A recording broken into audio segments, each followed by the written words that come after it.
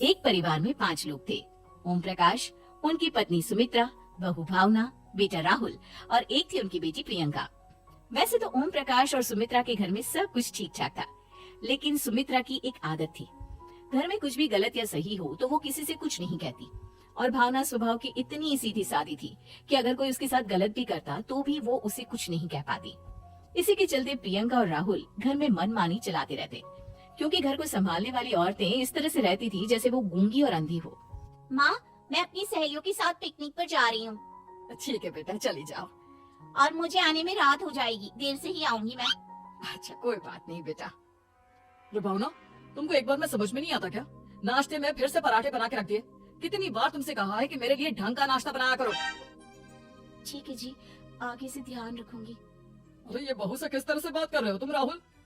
अरे तो और क्या करूं पापा, इसको कहीं बात एक बार में समझ में ही नहीं आती। सुमित्रा, तुम अपने बेटे को समझाती क्यों नहीं? बहू से बात करने का ये क्या तरीका है? अरे जिसकी जैसी मर्जी आए करो, मुझे क्या। भावना बेटा, तुम भी तो कभी कुछ कहा करो। इस तरह क्यों सबकी बातें सुनती रहती हो? कोई बात नहीं पापा जी, सब ठीक है। रात को काफी देर तक प्रियंका घर नहीं आती, और जब वापस लौट कर आती है तो एक लड़की के साथ बाइक पर बैठकर सुमित्रा और भावना दोनों ही प्रियंका को लड़की के साथ देख लेते हैं। आज तो जोर से डांट पड़ने वाली है, लेकिन मैं डर क्यों रही हूँ? माँ तो सब कुछ देख कर भी अंधी बनी रहती है। और रही बात भाभी की, वो किसी को कुछ नहीं बताने वाली। कहने को भगवान ने आवाज दी है, लेकिन गूंगी है गूंगी। और प्रियंका बेटा, इतनी रात को कॉलेज से लौट कर आ रही हो, कहाँ गई थी तुम? पापा, वो सहेली के घर पर थी, पढ़ाई करने के लिए रुक गई थी। अच्छा, ठीक है, जाओ अपने कमरे में जाओ और सो जाओ।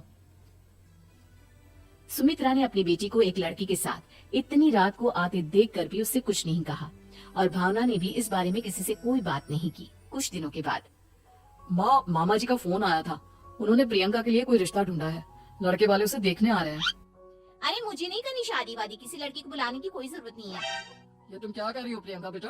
तुम्हारी शादी की उम्र हो चली है और तुम्हारे मामा जी ने बहुत अच्छा रिश्ता बताया है। पापा, आप जिद क्यों कर रहे हैं? और आप क्यों मेरी मर्जी के खिलाफ शादी कराना चाहते हैं? अरे माँ, इसको समझाइए ना।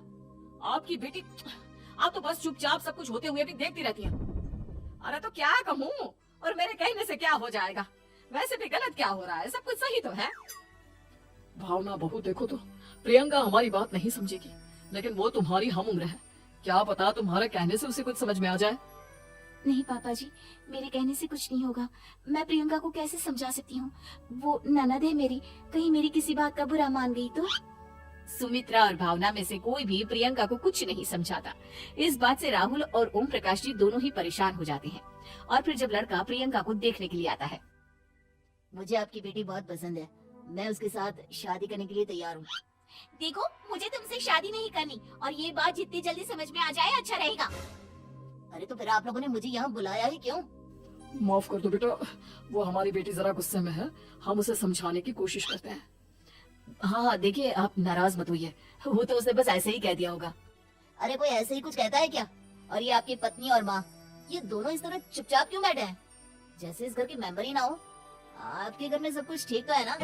अरे सब कुछ ठीक है बेटा। सुमित्रा, समझाओ ना अपनी बेटी को। अरे क्या समझाऊं, क्या होगा समझाने से? सब ठीक ही तो हो रहा है, गलत क्या हो रहा है?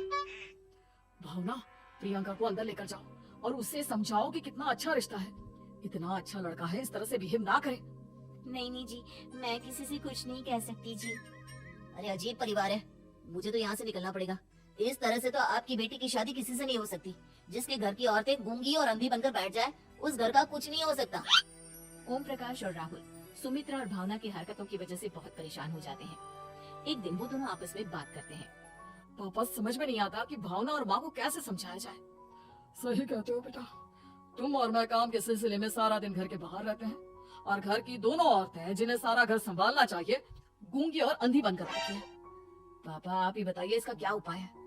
मेरी तो कुछ समझ में नहीं आता बेटा, लेकिन हमें कुछ तो करना पड़ेगा, क्योंकि इन सब की वजह से प्रियंका बहुत ज्यादा बिगड़ती जा रही है।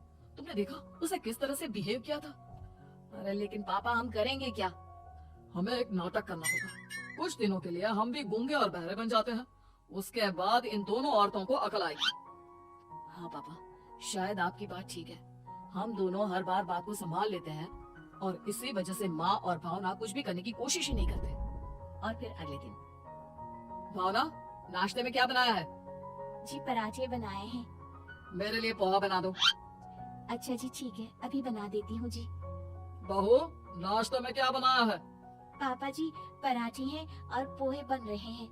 अरे बहू मुझे तो उपमा खाने का मन था, मेरे लिए उपमा बना दो। ठीक है पापा जी, अभी बना देती हूँ। भाभी जल्दी से जरा मेरा कॉलेज का टिफिन तो पैक कर देना।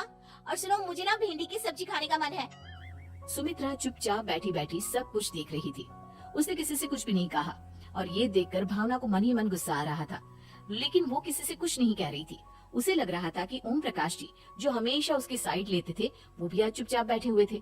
शाम के वक्त प्रियंका अपने बहुत सारे दोस्तों को लेकर घर आती है और उधर दूसरी तरफ से राहुल भी अपने ऑफिस के दोस्तों को लेकर घर आ जाता है। प्रियंका अपने कमरे में तेज म्यूजिक चलाकर डांस करती है और राहुल अपने दोस्तों के साथ बैठकर जोर जोर से हंस रहा था। प्रियंका और राहुल मिलकर पूरे घर को अस्त व्यस्त कर देते हैं, लेकिन भावना उनसे कोई शिकायत नहीं करती और सुमित्रा जी भी चुपचाप बैठी रहती है। लेकिन भावना और सुमित्रा के अंदर का गुस्सा धीरे धीरे बढ़ रहा था। फिर रात को ओम प्रकाश और राहुल एक दूसरे से बातें करते हैं। पापा हमने इतना कुछ किया फिर भी भावना कुछ बोलती ही नहीं और माँ भी कुछ गलत करने से किसी को रोकती ही नहीं। तुम चिंता मत करो बेटा, इन दोनों के अंदर का गुस्सा भर रहा है और बहुत जल्दी बाहर आने वाला है। अगले दिन, अरे बहू ये कपड़े धुले हैं या गंदे हैं? पापा जी कपड़े तो मैंने धोकर ही आपकी अलमारी में रखे थे। मुझे तो साफ नहीं लग रहा, एक बार और धो देना। प्रियंका मैं सोच रहा था कि तुम्हें उस लड़के से शादी नहीं करनी है ना, मत करो। एक काम करो, वैसे भी क्या रखा है शादी वादी में, तुम्हें जो लड़का पसंद है उसके साथ जाकर कोर्ट मैरिज कर लो। इस बार ओम प्रकाश और राहुल की बात सुनकर भावना और सुमित्रा के अंदर का गुस्सा जाग उठता है। मैं किसी से कुछ कहती नहीं जी, इसका मतलब ये है कि आप लोग मुझे परेशान करती ही रहेंगे। कल 4 बार मुझसे नाश्ता बनवाया, आज पापा जी मुझसे धुले हुए कपड़ों को बार बार धुलवा रहे हैं। अरे मैं इंसान हूँ जी, कोई मशीन नहीं हूँ। तुम दोनों ने मिलकर इस घर की कैसी हालत बना दी है और अपनी बहन को भाग कर शादी करने के लिए कह रहे हो। तुम भाई हो या दुश्मन? ओम प्रकाश और राहुल जोर जोर से हंसने लगते हैं। अरे इसमें हंसने की क्या बात है? हम लोग यहाँ इतने परेशान हो रहे हैं जी, तुम लोगों को ऐसी हरकत करने के बाद भी हंसी आ रही है। ये क्या कर रहे हैं जी आप दोनों? यही तो हम चाहते थे कि सुमित्रा तुम अंधी होकर ना बैठी रहो। घर में कुछ भी गलत हो तो उसे रोकने की कोशिश करो। और भावना तुम अपने साथ हो रहे गलत व्यवहार पर भी कभी मुंह नहीं खोलती, ये सही बात नहीं है। मैं चाहता था कि तुम्हारी भी जुबान खुले, तुम गलत बात का विरोध करो। गूंगी बहू और अंधी सास की ये जोड़ी इस घर में अब नहीं चलेगी।